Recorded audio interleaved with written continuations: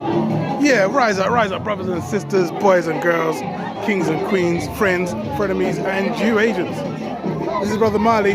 This is the Gambia One channel, and this here is the Gambia. We're at the Pan-African Library in Gunjo, celebrating the Earthstrong of one Marcus Messiah Garvey.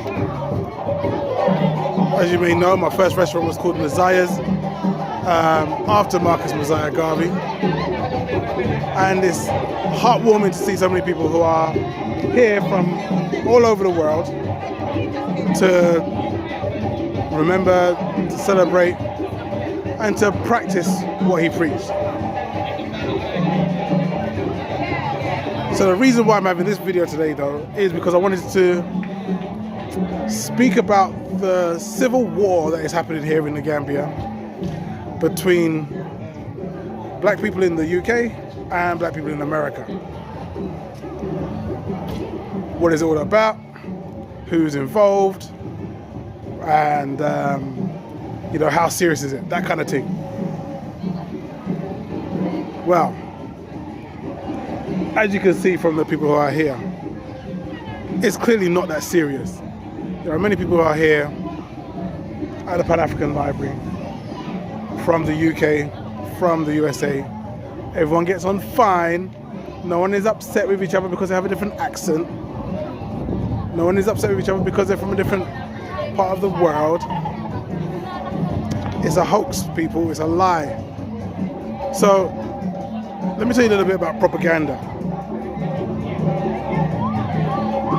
There was a tortoise and a hare. Rabbit, let's say rabbit, it's easier to remember. So the rabbit is in the forest telling everybody he's the fastest rabbit in the world, the fastest animal in the forest. He will race anybody. Everyone tries to race his rabbit, and his rabbit keeps winning. He just has a mad long winning streak. So finally a tortoise says, yeah, I'll race you. So the rabbit is laughing his head off, like, you want to race me? Me? So he agrees. So they have this race, right? He marks can say go, pew. Rabbit flies off the line. Tortoise takes his time, does what he has to do. Rabbit looks behind and sees that the tortoise is so far behind, he could chill. So he sits back under a tree, relaxes, falls asleep, wakes up just as the tortoise is crossing the line ahead of him. So everyone's like, wow, it's amazing, the tortoise has beaten the rabbit. The tortoise goes home to his family. His tortoise wife, she makes him a nice extra special meal. The family sitting at the table having their tortoise dinner. His tortoise son says, Dad, how did you beat the rabbit? I want to do that when I'm older. The dad comes up with some T. Harv Eker, self-help, something he's read in a book somewhere saying, if you just try hard and you believe in yourself, then you can do it too. You can be like your old man. So he's really feeling good. At that point, the rabbit comes in, boots, kicks down the door, boom, kicks the door down,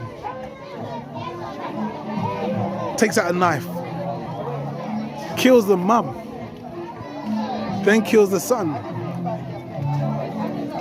And as the tortoise is there in despair and distresses, he sees his slain family on the floor. He stabs and kills the tortoise as well. The moral of the story being, that those propagandists, those agents, they don't stop. They won't stop. They never do. And if they are failing, that's unacceptable to them. They will go to any lengths possible in order to win. So we've had a long string of videos and attacks being made against certain people here in the Gambia,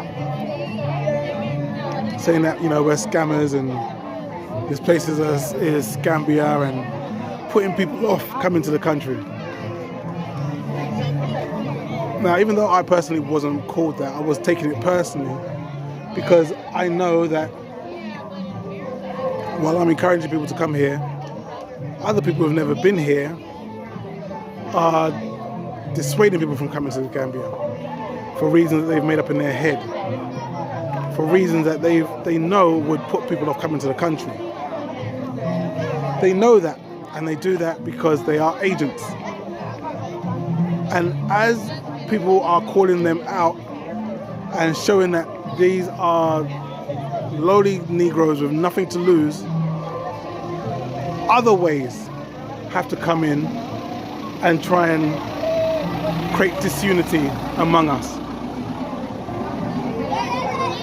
So now I've been asked on more than one occasion by people, what do you know about this beef between black Americans and black English people, black British people? And I'm like,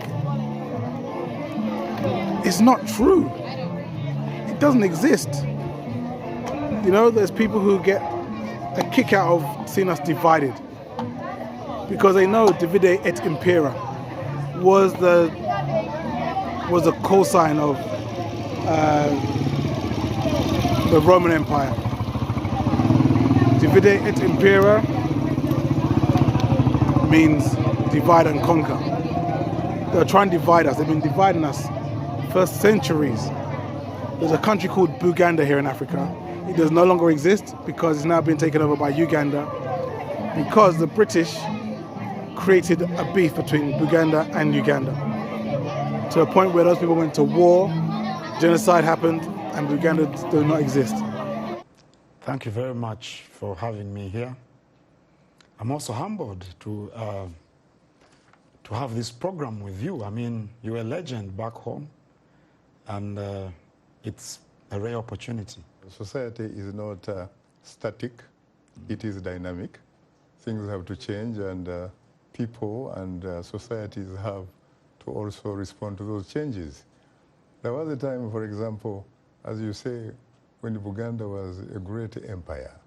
You're talking about before 1884, when Bismarck, the Chancellor of Germany, chaired this meeting around this big horseshoe table in Berlin, basically dividing dividing Africa among European powers, with not a single African present during that meeting.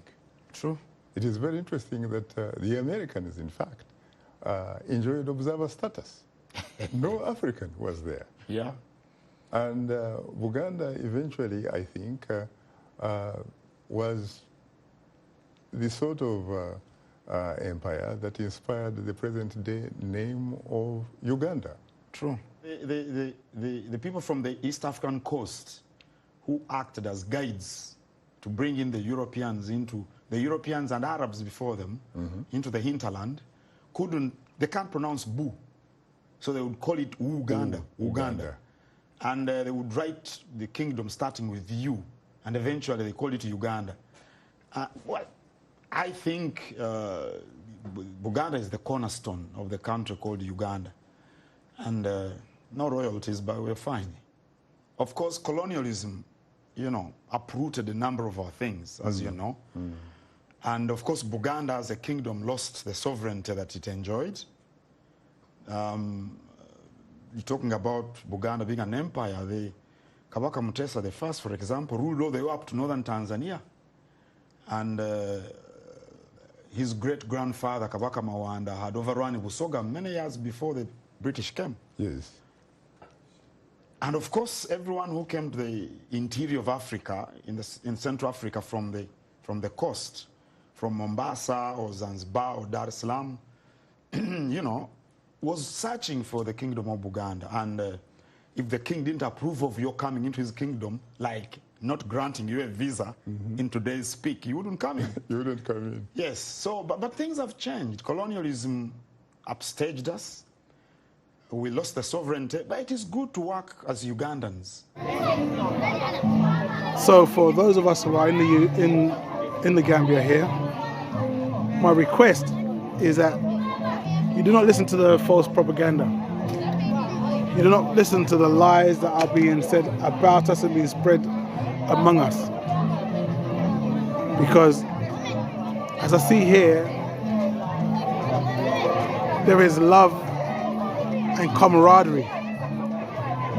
What I see here as black people from all over the planet have all decided to converge on this tiny little place called Gambia and meet in this tiny little town called Kunjo and stop at this incy-wincy little library. We see how big and how powerful we really are. That's what I have to say for today, people. This is your brother Marty. This is the Gambia One channel. And until next time, peace.